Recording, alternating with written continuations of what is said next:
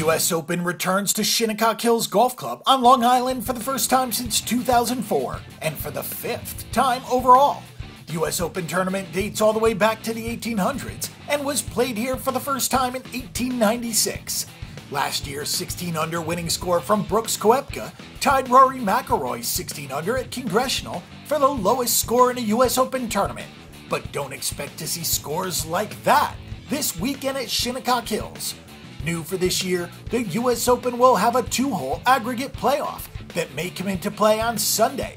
Previously, the U.S. Open used to have a Monday 18-hole playoff.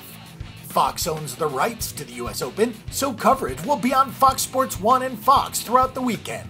If nothing else, the U.S. Open at Shinnecock Hills could really help out players for the Open coming up next month, as the course can deal with some significant wind issues and has a lot of characteristics that mirror links courses across the Atlantic. The greens are unforgiving, the fescue is extremely thick, and blind bunkers dot the edges of the hilly fairways. This is a 7,440-yard par 70, so don't expect a lot of low scores.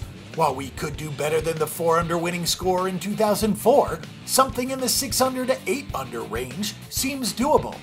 The list of winners in the U.S. Open since 2011 is Brooks Koepka, Dustin Johnson, Jordan Spieth, Martin Kaymer, Justin Rose, Webb Simpson, and Rory McIlroy, so there have not been a whole lot of surprises. With the rotating venues for the U.S. Open, past tournament data is largely useless, unless you have strong convictions about how players fare in really strong fields. Dustin Johnson, last week's winner in the FedEx St. Jude Classic, is the favorite this week at odds of plus 825. DJ won the 2016 U.S. Open by 3 shots at Oakmont Country Club outside Pittsburgh with a 4-under. These courses are always a challenge for the U.S. Open, but 4 of the last 5 winners have been at least 2 shots clear of second place. Dustin Johnson shot 67, 63, 65, 66, and showed consistency that we haven't seen from him since the WGC Mexico event. Johnson has the length to short this course, and we know that he plays well in these premier events on tough courses. Johnson is a deserving favorite, but there is not a ton of betting value on him. With a lot of similarities to courses in Scotland and England, Rory McIlroy at odds of plus 1325 might be the pick of the proverbial litter at the top of the board. Rory also has plenty of length to cut down this course and cut through the wind.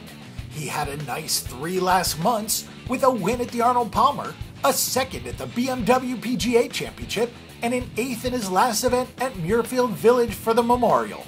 Rory was peppering fairways and greens at Jack Nicklaus's course, which should carry over to Shinnecock, and among the low prices, he's the way to go.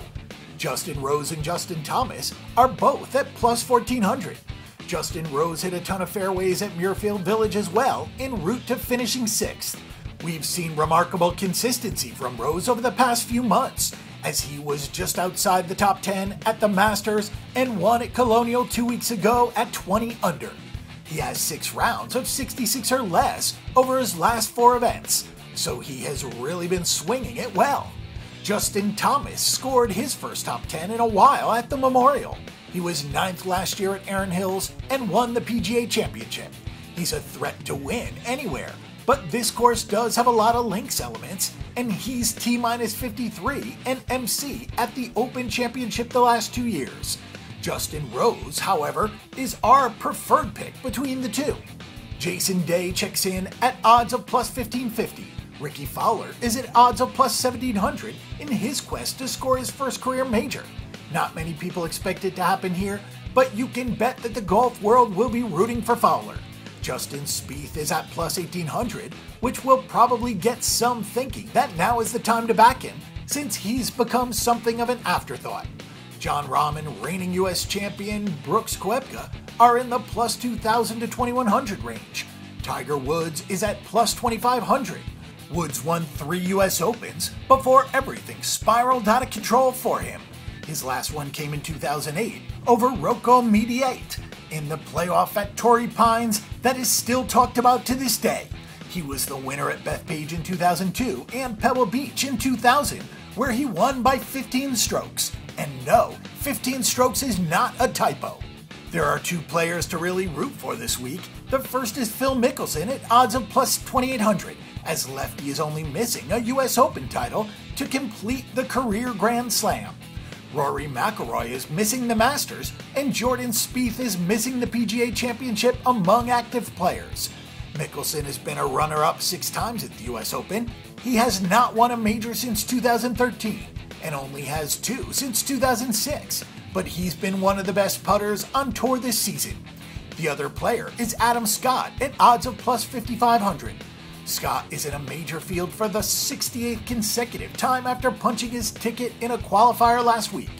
Certainly the Open Championship would be a nice spot for him to win, but he'll gladly also take this one. He actually played really well at the Players' Championship, where he finished 11th. If you want some other long shots, Mark Leishman fits the profile here, also at odds of plus 5,500. He's one of the better putters on tour this season and has the length to shorten this course.